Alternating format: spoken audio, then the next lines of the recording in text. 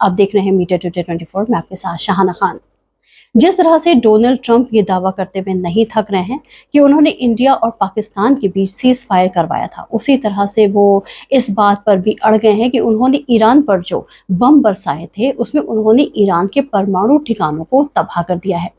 लेकिन अमेरिकी media house CNN और न्यूयॉर्क टाइम्स ने दावा किया है कि ईरान के परमाणु ठिकानों पर अमेरिकी हमलों के बाद भी उसका न्यूक्लियर प्रोग्राम तबाह नहीं हुआ है। ये दावा एक सीक्रेट रिपोर्ट के आधार पर किया गया है। इस रिपोर्ट में ईरान पर अमेरिकी हमले के बाद हुए नुकसान का अनुमान लगाया गया है। एक सीक्रेट सोर्स ने CNN को बताया कि हमले में ईरान का न्यूक्लियर प्रोग्राम सिर्फ कुछ महीनों के लिए ही पीछे हुआ है। राष्ट्रपति डोनाल्ड ट्रंप ने एक्स पर पोस्ट कर इन दावों को खारिज किया है। उन्होंने CNN और NYT की खबरों को फेक न्यूज़ करार दिया है।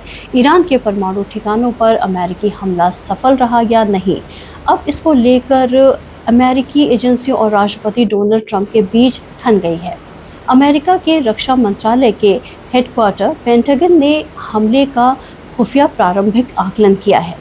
इसके मुताबिक ईरान के परमाणु ठिकानों पर हुए अमेरिकी हमलों ने ईरान के परमाणु कार्यक्रम को नष्ट नहीं किया है और शायद केवल इसे कुछ महीनों के लिए ही पीछे धकेल दिया है। अमेरिकी रक्षा मंत्रालय की खुफिया एजेंसी डिफेंस इंटेलिजेंस एजेंसी के इस असेसमेंट से परिचित सूत्रों ने CBS को बताया है कि बमबारी में ईरान के समृद्ध यूरेनियम के भंडार को नष्ट नहीं किया जा सका है। हालांकि दूसरी तरफ व्हाइट हाउस ने कहा कि परमाणु कार्यक्रम को हुए नुकसान का ये शुरुआती आकलन पूरी तरह से गलत है और राष्ट्रपति डोनाल्ड ट्रंप को नीचा दिखाने का एक स्पष्ट प्रयास है। ट्रंप ने साफ साफ कहा है कि शनिवार और रविवार के बीच हुए इन हवाई हमलों में ने ईरान के परमाणु एनरिचमेंट फैसिलिटी को पूरी तरह से नष्ट कर दिया है। गौरतलब है कि अमेरिका ने ईरान के 3 परमाणु ठिकानों फोर्डो, नतानज और इम्फाल पर बंकर ब्लस्टर बमों से हमला किया था। रिपोर्ट में ये भी कहा गया था कि हमलों से पहले ईरान ने अपने संवर्धित यूरेनियम का कुछ हिस्सा दूसरी तरफ भेज दिया था। हमले में अमेरिका ने अपने सबसे बड़े बम GBU-57 का इस्तेमाल किया, जिसे भूमिगत परमाणु ठिकानों को तबाह करने के लिए कारगर माना जाता है। हमले के बाद अमेरिकी सेना के शीर्ष अधिकारी जनरल डैन गेन ने कहा कि इन तीनों ठिकानों को भारी नुकसान पहुंचा है।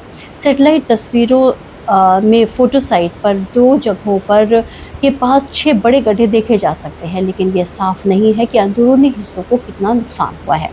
ईरान के सरकारी टीवी के एक अधिकारी ने बताया कि ये ठिकाने पहले ही खाली करा लिए गए थे और ईरान को कोई बड़ा नुकसान नहीं हुआ है। अमेरिकी राष्ट्रपति डोनाल्ड ट्रंप ने इस सप्ताह कांग्रेस को बताया कि अमेरिका द्वारा जिन ईरानी साइटों पर बमबारी की गई परमाणु हथियार विकास कार्यक्रम से जुड़े थे। हालांकि अमेरिकी जासूसी एजेंसियों ने कहा कि ऐसा कोई कार्यक्रम मौजूद नहीं था, यानी ईरान परमाणु हथियार नहीं बना रहा था। ट्रंप और एजेंसी के इन अलग अलग दावों ने सवाल उठाया है कि क्या अमेरिकी खुफिया एजेंसियों ने ईरान पर हमले का आदेश देने के उसके फैसले का समर्थन किया था या नहीं। रॉयटर्स की रिपोर्ट के मुताबिक रिपब्लिकन राष्ट्रपति ने सोमवार को अपने प्रमुख सहयोगी प्रतिनिधि सभा के अध्यक्ष माइक जॉनसन को लिखे गए एक पत्र में ये बात कही कि इसे व्हाइट हाउस की वेबसाइट पर पोस्ट किया गया।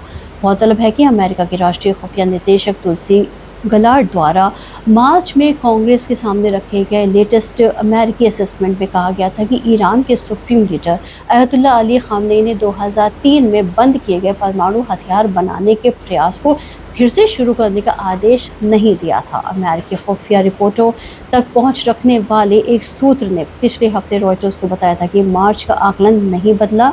खास बात यह है कि इन सब के बीच ईरान इस बात पर जोर देता है कि उसका परमाणु कार्यक्रम शांतिपूर्ण उपयोग के लिए है।